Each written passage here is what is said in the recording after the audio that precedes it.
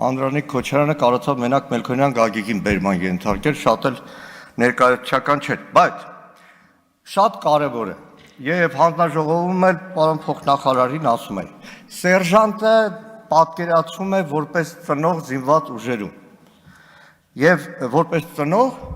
պետք է վերաբերմունք լինի, որտեղ ինքը զինվորների այսպես տերուտ իրականն է դառնում։ Աշխատավարձը պարոն փոխնախարարը զեկուցում է այսքան։ Հիմա եկեք պատկերացնենք, սերժանտին ասում են դու աշխատավարձը ստանում ես, բայց նաև եկա ատեստացիա հանձնես։ Մի հատ այդ քո ամբողջ 6 ամսվա ենթադրենք, կրթական փուլից հետո մի հատ էլ ստուգենք, դու իրոք կարող ես ավելի գիտելիք ունենալ, նոր քո աշխատավարձը բարձրացնենք։ Եվ այս ատեստացիայի ինստիտուտը, գործընկերներ, իրականում կառավարությունը փորձում է ասել, այ ատեստացիա ենք մտցրել, այդպես չի, ատեստացիայով այսօր զինված ուժերում աշխատավարձի բարձրացում ստանում է, հիմնականում շտաբային, բարձրաստիճան, տարբեր հրամանատարական պաշտոններից զբաղեցնող զինվորականները։ Ես ձեզ մեկ օրինակ ասեմ, մարտական հենակետում ծառայություն իրականացնող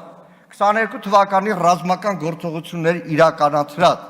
տասնյակ կյանքեր փրկած դիպուկահարը ատեստացիայից կտրվել է, գիտեք ինչից, շարայինից։ Նայեք, իրականում ահավոր է աշխատավարձը։ Մենք այսօր եկանք ազգային ժողով Խնդրում եմ ժամանակը ավելացրեք նաև խմբակցության համաձայնությունը։ Իրար քննադատեցինք, կռիվ արեցինք, բան արեցինք, գնացինք, ամեն մեկը ստանում է մոտավորապես մի օրվա համար։ Այսօր մենք գնացինք, պետական բյուջեից մեզ փոխանցում են 22,000 դրամ, պատգամավորներ։ Ճանապարհը հիմա Մատենադարամություն Նիկոլ Փաշինյանն էլի գնալ կրթելու հետ կապված պարեկները բանը փակել են։ Պարեկները առանց ատեստացիա, որտեղ պարեկը համարվում է դե արդեն 5 ամիս սովորել է, ինչ ատեստացիա պարեկին, թեկուզ ոչ բարձրագույն կրթությամբ, ստանում է 371,000 դրամ։ Այս պահին, որ մենք այստեղ նստած ենք, գործընկերներ, ազգային ժողովի պատգամավորներ, բյուջե քվեարկած պատգամավոր, մենք, որ այստեղ նստած ենք, Հայաստանի մարտական հենակետում,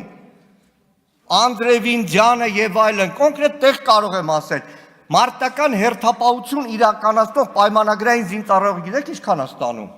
Մենք ստացել ենք 22,000 դրամ, պարեկը մոտավորապես ստացել է 11,000 դրամ մի օրվա համար։ Մարտական հերթապահություն իրականացնողը ստացել է 1,700 դրամ։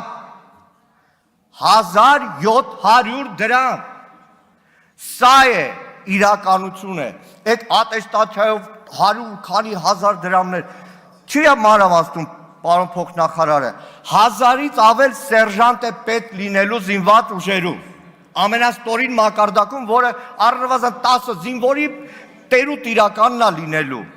բայց նրա աշխատավարձի տարբերություն պարեկի ընդամենը մոտավորապես 222,000 է լինելու։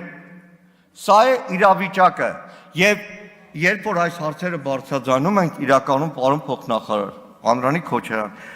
ահավոր արձագանքներ են, որովհետև իրական պատմությունը լրիվ ուրիշ է։